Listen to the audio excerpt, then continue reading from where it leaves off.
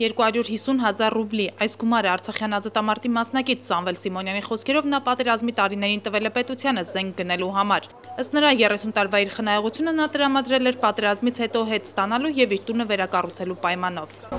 Հիմա դիմում է Սերժ Սարգսյանին, ամբողջ փաստաթղթերը մակագրվում է ուրեմն Կոտայքի մարզ Գովալի վրա, որը ասում է, չկռվեիր,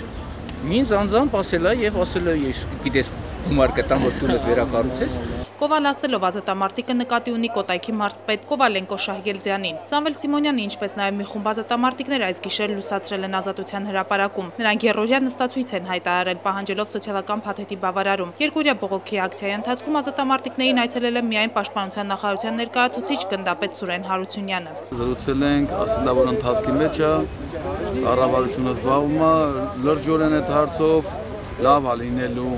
Հիմա մենք էլ սպասենք դրանք ինչքանով է լավ լինելու։ Ազատամարտիկներին վիրավորում է այն փաստը, որ կառավարությունն անտեսելով իրենց ծանր սոցիալական վիճակը զբաղվում է երկրորդական, երրորդական հարցերով, օրինակ բիոզուգարանների խնդրով։ Մի հատ բիոզուգարան չառնելու դեպքում $144,000,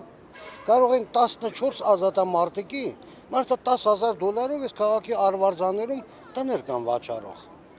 Տնավորցնեին 60 միլիոն դոլար վանք են շինում, ախր իրանց մեղքերը հասել աստված ճճացել է,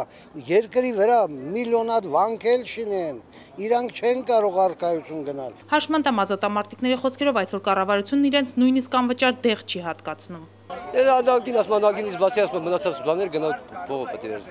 Ազատամարտիկները վաղը Ազատության հրապարակից երթով կհասնեն կառավարության շենք, գործադիրից իրենց բարձրացրած հարցի պատասխանը ստանալու, իսկ այսօր կրկին կգիշերեն բաց երկնքի տակ Ազատության հրապարակում։ Սուսաննա Պողոսյան, Սևակ Մեսրոպյան, EPF։